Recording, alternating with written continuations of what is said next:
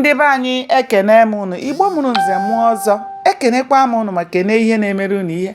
Anyị ka nọkwa n'akwụkwọ a bụ Ọkpakụ Erieri. Cheta n'ebe anyị kwụsịrị bụ mgbe Maazị Ọfọdị bịara mgbe a na-ekpe ekpere akpọchisiri ụzọ, o wee kụọ mkpọ ya n'ụzọ kpọọ.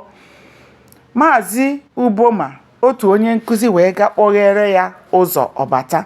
Ụbọchị ahụ bụ ụbọchị Mọnde. Ekpere hedmasta na-etobigakwa ogologo oke.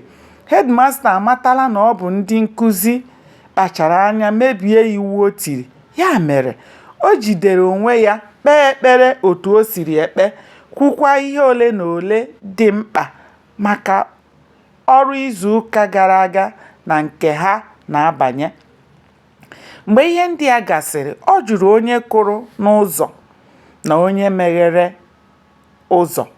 Maazị Uboma sịrị na ọ bụ ya kpọghere ụzọ. Mgbe Maazị Ọfọdị kụrụ mkpọ ya n'ụzọ, iwe dị ọkụ were hedmasta, anya ya na-acha kparakpara ka awụnyere ọbara. Ọ maghị ihe ọ ga-eme mmadụ abụọ ahụ. Mgbe ọ nọ n'echiche na-akụ pensụl n'isi ya, ndị nkụzi malitere chịba ya ọchị iji gosi ya na ọ na-eme ihe nzuzu. O were anya na asị dike, ị ga-eme gịnị? O mee ihe, ị ga-eme gịnị?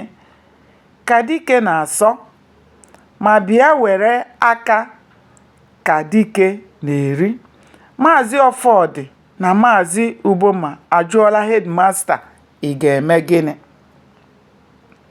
Site n'imebi iwu o tiri na ịkwa ya emo n'ihu ụmụ akwụkwọ. Ya mere, ọ sịrị Maazị Ọfọdị, taa ka o mere otu izu ụka ị kwụsịrị ịbịa akwụkwọ n'ihi na ahụ adịghị gị mma.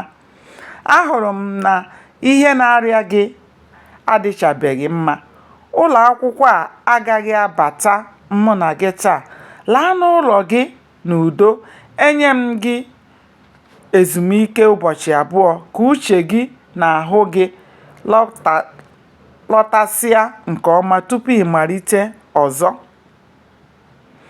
Ma ihe bere taa ebekwala ụbọchị ọzọ, ka otu uchi ghara ịka ibe ya. Ọ sịkwara Maazị Uboma, onye nzuzu na-eweta ji eji esi agwọ. Gị bụ anụ nwere ajị soro ngwere daa mmiri. Ọkọ ngwere, ọ gaghị akọkwa gị. Ọ tụrụ ilu a n'ihi na Maazị Uboma enweghị ezigbo asambodo. Ọ bụrụ na a chụọ ya na nkụzi, ọ ga-ara ya ahụ inweta ọrụ ọzọ.